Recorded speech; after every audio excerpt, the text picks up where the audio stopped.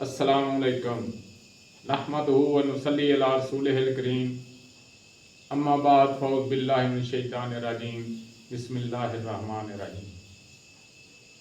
नाज़रीन, आज बात होगी शदीद कब्ज़ पर, कॉन्स्टिपेशन पर। तो शदीद किस्म की जो कब्ज़ है ये उज़लाती असाबी यानी खुश्क सर्द, कानून मुफ़रद अज़ा के मुताबिक उज़लाती असाबी और तिब्ब यूनानी में इसको खुश्क सर्द कहते हैं। तो इसमें खुश्की की जो होती है वो इंतहा होती है जिस्म में। तो शदीद कब्ज़ जो है 2-2 दिन 3-3 दिन पखाना ना आना या बहुत सख्त किस्म का आना, ये शदीद कब्ज़ की अलामत है। वैसे तो कब्ज़ की कई अक़साम हैं, लेकिन जो सबसे ज़्यादा सख्त और सबसे ज़्यादा जो है शिद्दत वाली वो उज़लाती असाबी मजाज में होती है।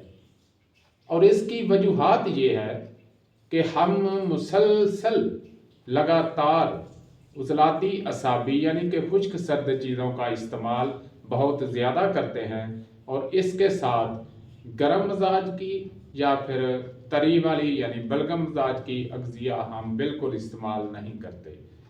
तो इसमें सबसे ज़्यादा जो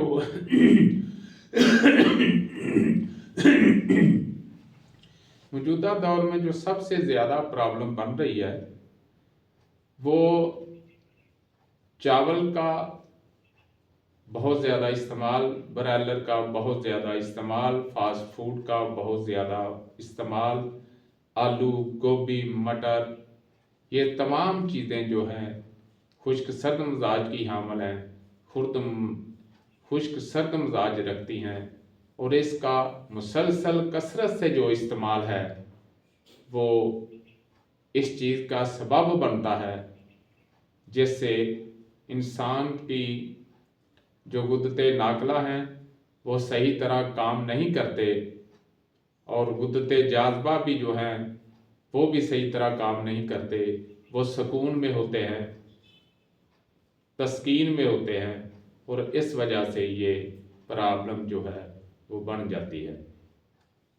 तो ऐसे तमाम अफराद जो कि शदीद कब्ज़ का शिकार हैं, उनको चाहिए कि अपनी ग़िज़ा में गर्म अशिया,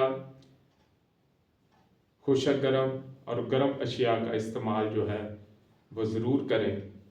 और इसके लिए अजवैन, पुदीना और तेज़ पत्ता का कहवा जो है वो इस्तेमाल में लाएं।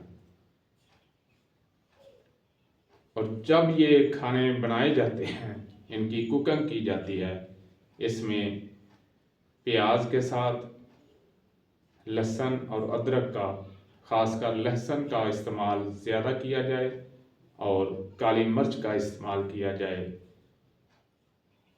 लाल मिर्च जो है, सुर्ख मिर्च जो है उसका इस्तेमाल कम किया जाए, तो फिर काफ़ी हद तक इसमें जो खुश्की और सर्दी है उसमें कमी आ जाती है और ज़्यादा प्रॉब्लम जो है वो नहीं बनती। लेकिन अगर फिर भी आपको ये प्रॉब्लम बदस्तूर तंग कर रही है तो फिर किसी काबिल कानून मुफ़रद के किसी मुखलस तबीब से अपना इलाज कराएं। कहवा जो होता है ये वक्ती सुकून के लिए होता है।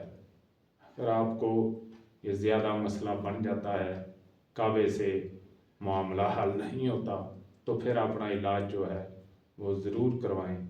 वमा अलैना इल्लल बलाग।